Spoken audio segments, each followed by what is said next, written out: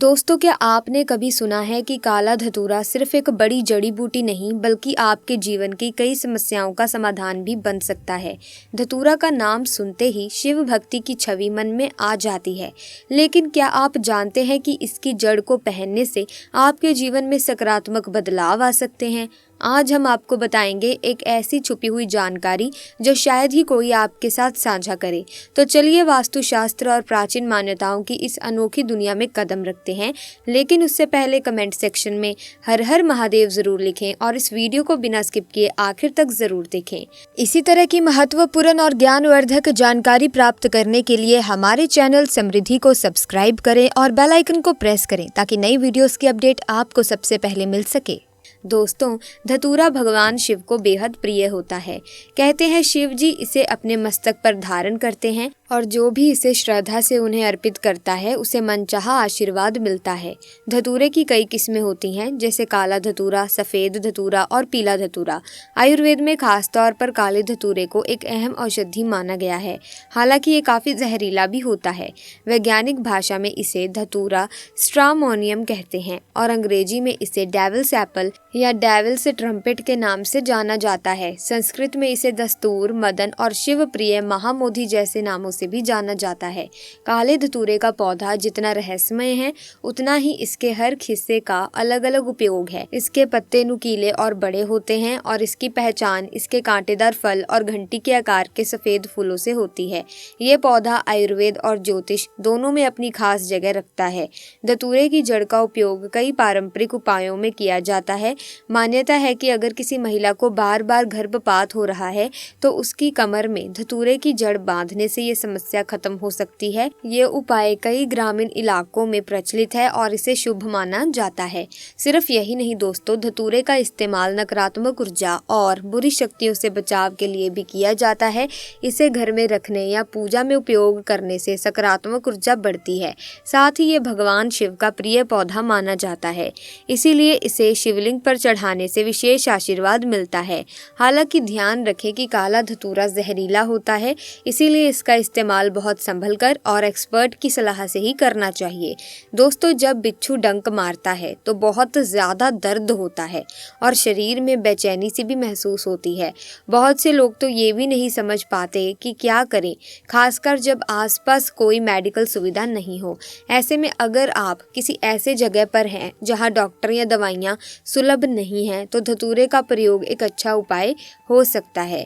आप धतूरे के सूखे बीज को पीसकर जहां पर बिच्छू ने डंक मारा है वहां बांध सकते हैं। इससे तुरंत राहत मिलती है और 5 से 10 मिनट में आराम महसूस होने लगता है।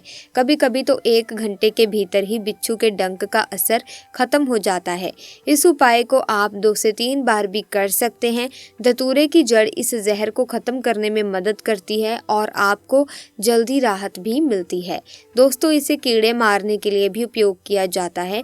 अगर आपके घर में मवेशी है, पशु है या फिर आपका घाव सूख नहीं पा रहा है तो इसके बीज को पीस करके या फिर इसके पत्ते का रस निकाल करके घाव पर छिड़कने से या फिर घाव पर इसके पत्ते को पीस कर बांधने से घाव के कीड़े मर जाते हैं, नष्ट हो जाते हैं। चलिए, आप लोगों को जो बहुत लंबे समय से बेसब्री से इंतजार रहता है, इसके तांत्रिक एवं आयुर्वेदिक लाभ भी मैं आप लोगों को बता देती हूँ।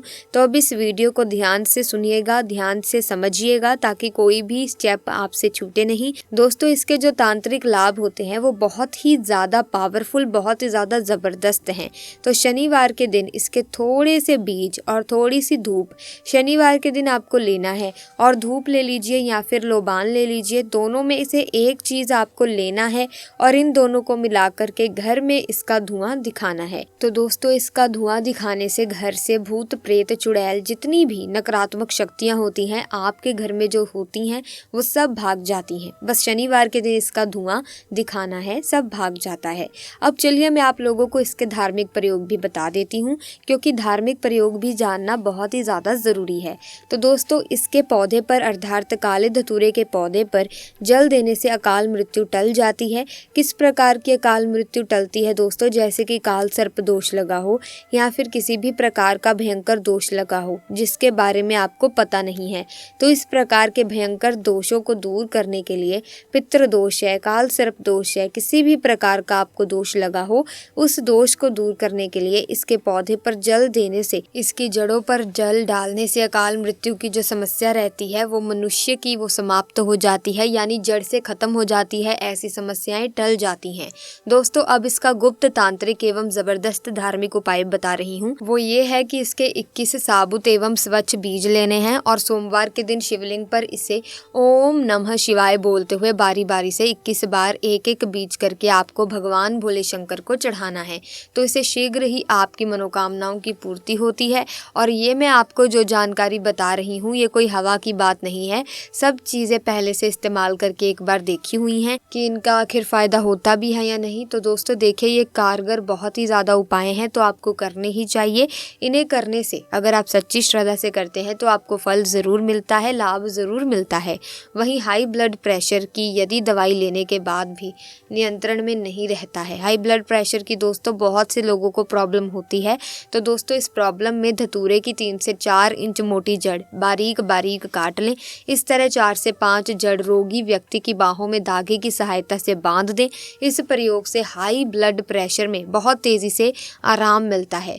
धतूरा तनाव दूर करने की दोस्तों एक बहुत ही उत्तम औषधि है। धतूरे में मौजूद एट्रोपिन नामक तत्व तनाव को दूर कर दिमाग को शांत और प्रसन्नचित रखता है।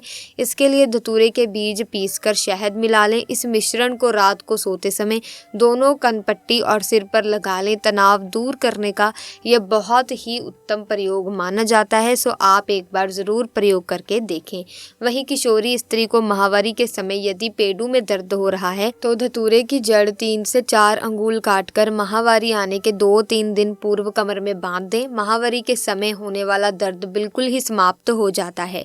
वहीं धतूरे के तेल का प्रयोग भी बहुत ही दोस्तों किया जाता है। धतूरा अधिक गर्म प्रकृति का होता है और इसका तेल भी इसी गर्म प्रकृति का प्रतिनिधित्व करता है। अत्यधिक शीतल स्थानों जैसे कश्मीर, उत्तरी ध्रुव, दक्षिण ध्रुव, रूस, Siberia, America, Europe, Antarctica, Arctic आदि स्थानों पर रहने वाले व्यक्ति यदि धतूरे के तेल का प्रयोग शरीर पर मालिश के लिए करें तो शरीर में ठंड लगने की संभावना बहुत कम रहती है और शरीर गर्म बना रहता है।